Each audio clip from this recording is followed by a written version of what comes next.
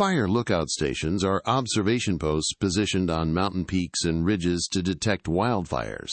During fire season, a lookout keeper lives in the small cabin at the top, scanning the horizon with binoculars and reporting smoke. It's solitary work. Weeks alone in a 10-by-10 room with 360-degree views of wilderness. Most lookout stations are numbered for administrative purposes. In North Cascades National Park, there are 9 active fire lookouts. Stations 1 through 5 operate normally during fire season, staffed by seasonal rangers from June through September. Stations 7, 8, and 9 operate on the same schedule.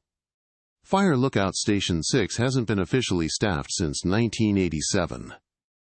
But every fire season for the past 37 years, someone climbs the access trail to Station 6, opens the cabin, and begins filing daily smoke reports. The reports come through on the park's radio frequency at exactly 0900 and 1800 hours. They're detailed, accurate, and formatted correctly according to Park Service protocols. Regional Command receives the reports, files them, and instructs rangers not to respond. Because when rangers hike to Station 6 during fire season to see who's filing the reports, they find the cabin empty, the door locked from the inside, and no evidence anyone's been there in decades. Except for the logbook, which has fresh entries dated that morning. Fire Lookout Station 6 sits at 7,400 feet elevation on Desolation Peak in North Cascades National Park. It's a classic Forest Service design, a 12-by-12-foot cabin on a 40-foot tower, windows on all sides, accessible by a steep 5-mile trail. The station was built in 1933 and staffed seasonally until August 1987. That summer, lookout keeper Robert Halsey completed his 3-month assignment and descended the mountain on August 28, 1987. He filed his final report, locked the cabin, and hiked out. Standard end-of-season procedure. Halsey's final logbook entry: end of season, no smoke activity today. Station secured, weather clear, visibility 80-plus miles. It's been a good season.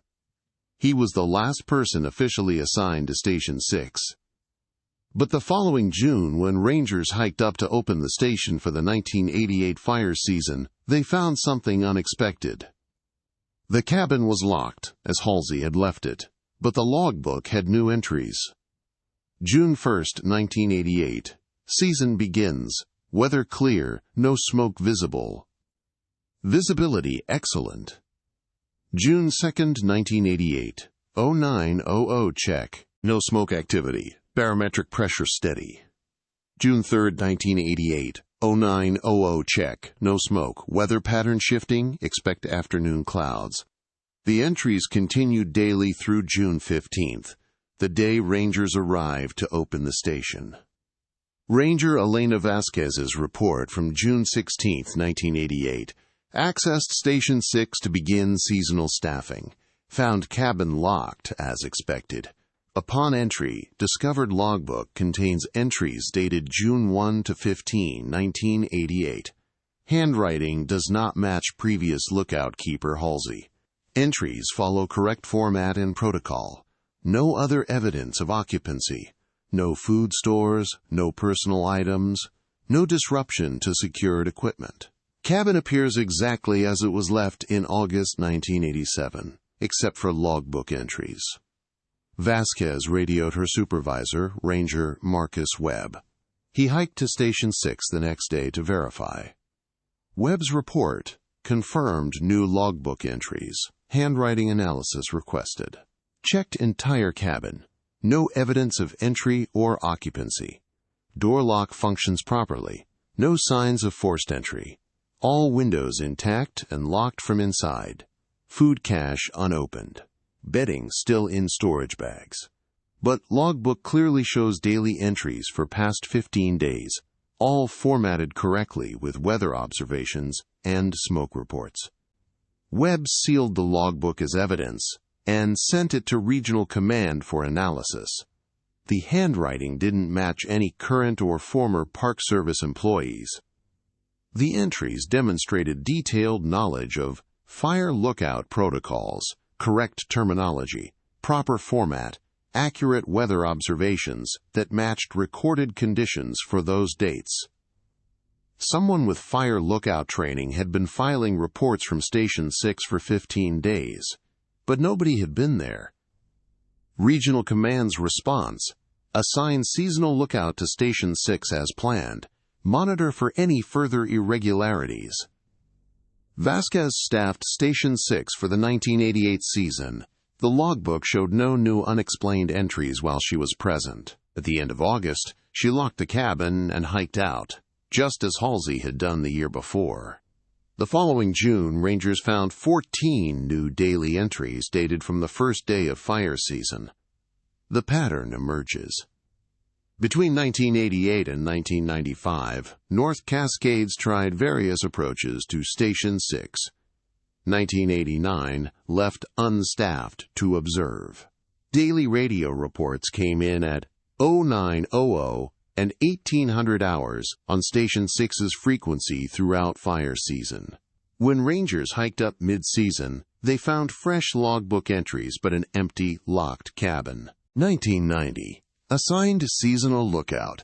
Lookout reported no anomalies during their assignment. After season ended and lookout descended, Station 6 continued filing reports for an additional 2 weeks until snowfall.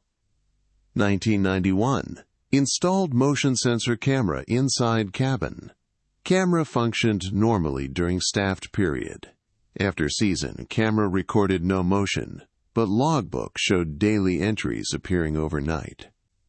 1992 left unstaffed. Installed lock requiring key from inside and outside. No internal lock possible. Post-season inspection. Door still locked with key mechanism showing no tampering. Logbook had entries for entire unstaffed season. 1993. Removed logbook entirely. Left cabin empty. Radio reports continued as normal throughout fire season.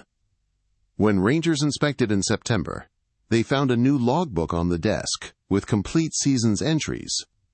1994-1995, Regional Command classified Station 6 operations and instructed rangers to stop investigating. By 1996, the pattern was undeniable. Every fire season, Station 6 files daily smoke reports and maintains a detailed logbook. The reports are accurate, professional, and consistent with proper lookout procedures. But no physical person is present at the station. Field note: how fire lookouts work. Fire lookout stations serve as early wildfire detection systems in remote wilderness areas. A lookout keeper lives in the small cabin during fire season, typically June through September, scanning the surrounding landscape for smoke. Standard operating procedures. Daily reports. Lookouts file smoke reports twice daily, morning, 0900 hours, and evening, 1800 hours, via radio to their district ranger station. Reports include weather conditions, visibility, any smoke sightings, and general observations. Logbook. Every lookout maintains a detailed logbook documenting daily conditions, smoke reports filed, weather changes, wildlife observations, and any significant events. Report format. Smoke reports follow standardized format. Date and time. Weather conditions. Netherting Sens, Nethertens. Mitherting Sens, Netherting Sens. Mullazitu, Mitherting Sens. Mullapol Mullastreens. Mullastreen Sens, Mitherting Sens of I-formand. That's equipment. Mullistruments. Mullapol Mullastreens, Nether Tangsistence observation. Mullistruments. Supplies are delivered at season start. The work requires self-sufficiency, attention to detail, and comfort with solitude. Station 6's reports follow every protocol perfectly. Correct format, accurate weather observations, proper terminology. The lookout keeper demonstrates expert-level knowledge of North Cascades topography. Smoke locations are described using precise geographic references that require years of experience to master. But the cabin is empty. The door is locked, and security cameras show no human presence. Someone with decades of fire lookout experience is filing reports from a station that hasn't been officially staffed since 1987. The reports are professionally competent. The weather observations match recorded data. The smoke sightings have been verified. When Station 6 reports smoke, ground crews find actual fires at those locations. Whoever is operating Station 6 is doing the job correctly. They're just doing it while being physically absent. The voice on the radio. In July 2003, a radio malfunction at district headquarters created an unexpected situation. The standard automated radio system that received Station 6's reports went offline for 3 days. Rangers had to monitor fire frequencies manually using handheld radios. On July 15, 2003, at 0900 hours, Ranger Thomas Chen heard a voice on Station 6's frequency. Station 6 to North Cascades District. Morning smoke report. Weather clear. Visibility 90 miles. Wind from northwest at 5 knots. No smoke activity visible. Barometric pressure 29.92 and steady. Station 6 report complete. It was a male voice, calm and professional, delivering the report in proper format. Chen keyed his radio. North Cascades District to Station 6. Report received. Confirm you are at Station 6 location. Silence. Chen tried again. Station 6, please confirm lookout keeper identity and contact information for personnel records. The response came after a long pause. Station 6 operational. Report filed per protocol. Then nothing. Chen radioed his supervisor, Marcus Webb. I just received voice transmission from Station 6. Someone is actually up there. Webb was skeptical. Station 6 hadn't been staffed in 16 years. But Chen had heard a voice, clear, professional, following correct radio procedures. Webb made a decision. Hike to Station 6. Confirm who's operating it. Chen and Ranger David Ortega left immediately. 5 miles. 400 feet of elevation gain. They reached Station 6 at 1400 hours. The cabin was locked. Windows showed an empty interior, no sleeping bag, no food, no personal items. The desk was visible through the window, logbook open on its surface. They knocked. No response. Park Service Rangers, we need to verify who's staffing this station. No movement inside. They used the master key to open the door. The cabin was empty. Completely empty. No evidence of recent occupancy. No food wrappers, no water containers, no clothing. The wood stove was cold. The windows were latched from inside. The logbook sat on the desk, open to July 15, 2003. The entry read, 0900 hours. Weather clear, visibility 90 miles. Wind from northwest at 5 knots. No smoke activity. Barometric pressure 29.92. Exactly what the voice had reported over the radio 3 hours earlier. Chen keyed his radio. Station 6, this is Ranger Chen. I'm inside the cabin. Where are you? His radio crackled. Then, from his handheld radio, not from outside, not from another person's radio, but from his own device, as if someone was transmitting directly to him, Station 6, operational. Ortega was standing next to Chen. He heard it too, a voice coming from Chen's radio, not as a received transmission, but as if the radio itself was speaking. They searched the cabin thoroughly. No radio equipment, except the standard lookout radio mounted on the desk, which was turned off. They checked the tower platform outside. Empty. They searched the surrounding area. No one present. At 1800 hours, while Chen and Ortega were still at the station, the evening report came through. Station 6 to North Cascades District. Evening smoke report. Weather conditions unchanged. No smoke activity. Visibility decreasing. Estimate 60 miles. Station 6, report complete. The voice came from the lookout radio on the desk, which was still turned off. Chen picked up the radio, examined it. Power switch in OFF position. No battery installed. The radio was completely non-functional. But the voice had come from it. Chen and Ortega spent the night at Station 6, hoping whoever was filing the reports would appear. They documented everything, took photographs, checked equipment, recorded the locked windows, and secured door. At 0900 the next morning, the morning report came through on their handheld radios. Station 6 to North Cascades District. Morning smoke report. Clear conditions. Visibility 85 miles. No smoke activity. They were the only people at Station 6. The cabin was empty, but the report was being filed. Chen tried something. He opened the logbook to a blank page and wrote, "Who is operating the station?" He left the logbook open on the desk and stepped outside with Ortega. They waited on the tower platform for 30 minutes, watching the cabin through the windows. No movement inside. No one entered. When they returned, the logbook had a new entry below Chen's question. Station 6, operational per assignment. Lookout duty continues.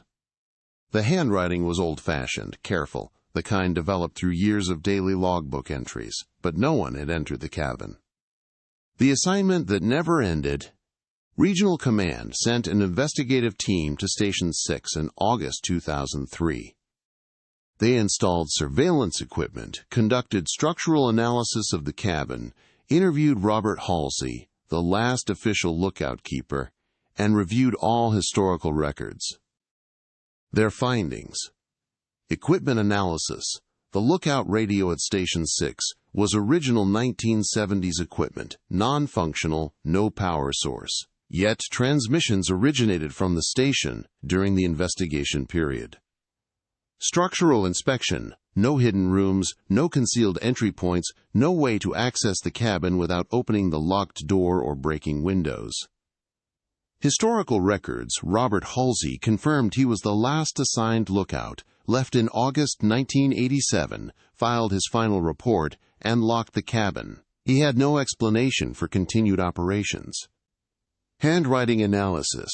The logbook entries from 1988 onward don't match Halsey or any known Park Service employee. They match the handwriting style typical of fire lookouts from the 1950s to 1960s. Careful, methodical, trained penmanship. Voice analysis. The radio transmissions show voice patterns consistent with older male, likely 60 to 70 years old, using terminology and phrasing common in 1950s to 1970s Park Service radio protocols.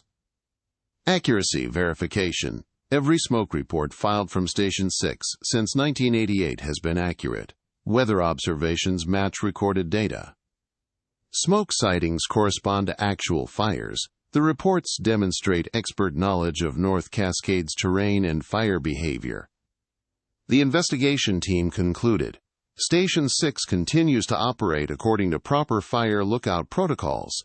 The source of operations cannot be determined. The reports are accurate and professionally executed. No safety concern identified. Regional Command's directive. Station 6 to remain officially unstaffed, daily reports to be received and filed as normal. Rangers are not to interfere with Station 6 operations. Rangers are not to discuss Station 6 anomalies with unauthorized personnel. This station is considered operationally active. Why Rangers won't discuss it. Marcus Webb has worked North Cascades for 24 years. He's hiked the station 647 times. He's received hundreds of smoke reports from that frequency. He's heard the voice on the radio filing reports from an empty cabin with a non-functional radio. And he's been explicitly instructed not to discuss it. People ask, is Station 6 staffed? I tell them it's not currently assigned to a seasonal lookout. That's technically true. But Webb knows Station 6 is staffed. Someone reports for duty every June 1st and files daily reports through September 30th. Someone maintains the logbook with careful, methodical entries. Someone scans the horizon twice daily and reports smoke with accuracy that matches or exceeds the active staffed lookouts. Someone is doing the job. They're just doing it without being physically present. We're not allowed to discuss it because there's no explanation that doesn't sound insane, Webb explains. How do we tell the public that a fire lookout has been operating for 37 years without a physical lookout keeper? That reports come from a non-functional radio in an empty locked cabin? That we receive professional, accurate smoke reports from someone we can't see, can't identify, and can't contact, except through official radio protocols? The reports continue every fire season. They're filed correctly, professionally, competently. When Station 6 reports smoke, ground crews respond and find fires at the reported locations. The lookout keeper, whoever or whatever is operating that station, is doing the job correctly. The person at Station 6 is better at the job than some of our staffed lookouts, Webb says. They never miss a report, never file late. Their weather observations are consistently accurate. Their smoke sightings have a higher verification rate than the average for active stations. But rangers can't acknowledge that, can't thank whoever is filing those reports, can't ask questions beyond the standard radio protocols. The reports continue. Every June 1st since 1988, the first report comes through. Station 6 to North Cascades District. Beginning seasonal operations. Weather clear, no smoke activity. Every September 30th, the final report. Station 6 to North Cascades District. End of season. Station secured, no smoke activity. Between those dates, twice daily reports arrive at exactly 0900 and 1800 hours. The voice is always the same, calm, professional, using protocols from an earlier era of the Park Service. The logbook entries appear overnight in careful handwriting. Rangers receive the reports, file them, and respond with standard acknowledgement. Station 6, report received. They don't ask who's filing them. Don't ask why the reports come from an unstaffed station.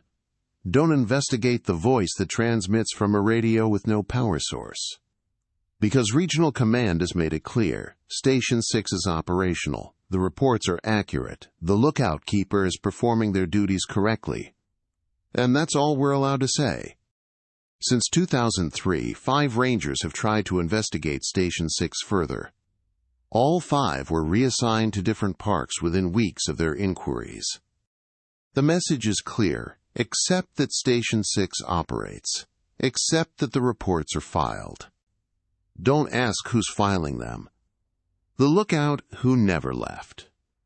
In 2019, researcher Dr. Patricia Langford was reviewing historical Park Service records when she found something unusual, a 1952 personnel file for Fire Lookout Station 6.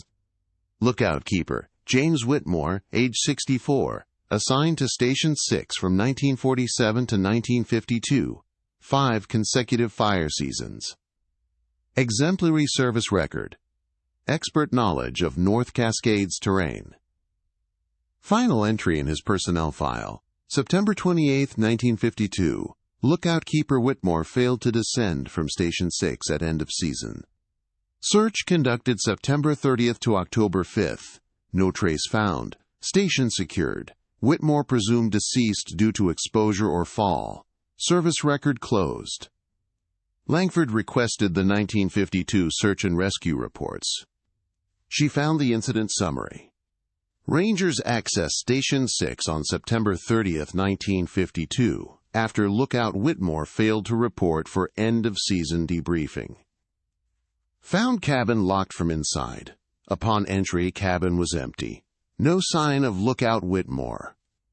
Logbook showed final entry dated September 28th. Weather deteriorating. Visibility decreasing. Season complete. Station secured. Whitmore's personal effects were gone. Extensive search of surrounding area found no trace. Presumed Whitmore attempted descent in bad weather and fell. Body not recovered. Langford compared Whitmore's personnel file handwriting samples to the post-1988 Station 6 logbook entries. The handwriting matched. She submitted her findings to North Cascades administration, noting that the voice on the 2003 radio transmissions matched descriptions of Whitmore's voice from ranger interviews in the 1950s: calm, professional, older male, using vintage radio protocols. Her report concluded, Station 6 operations since 1988 consistent with lookout keeper James Whitmore continuing his assigned duties. Recommend personnel records be updated to reflect Whitmore's continued service. The response from Regional Command: Dr. Langford is instructed to cease investigation into Station 6 staffing. Personnel records are not subject to revision based on speculative analysis. This matter is closed. Langford's research was classified. Her access to Park Service historical archives was revoked. But Marcus Webb saw her report before it was sealed. James Whitmore disappeared from Station 6 in September 1952. His body was never found. His final logbook entry indicated he'd completed the season and secured the station. In June 1988, 36 years after Whitmore's disappearance, someone with Whitmore's handwriting, using Whitmore's terminology, following Whitmore's protocols, began filing daily reports from Station 6. We're refused permission to discuss it because acknowledging it means acknowledging that James Whitmore never left Station 6, Webb says. That he's been filing reports for 72 years. That somewhere between disappearing in 1952 and reappearing in 1988, he decided his assignment wasn't complete. And if we acknowledge that, we have to acknowledge that duty can continue beyond death, that some assignments never end, that there are lookout keepers in our park who will file reports forever, whether we can see them or not. Station 6 files its last report every September 30th, end of season, station secured, no smoke activity. And every June 1st, the reports begin again, beginning seasonal operations. James Whitmore has been reporting for duty for 72 years, and rangers are refused permission to discuss why he never came down from that mountain.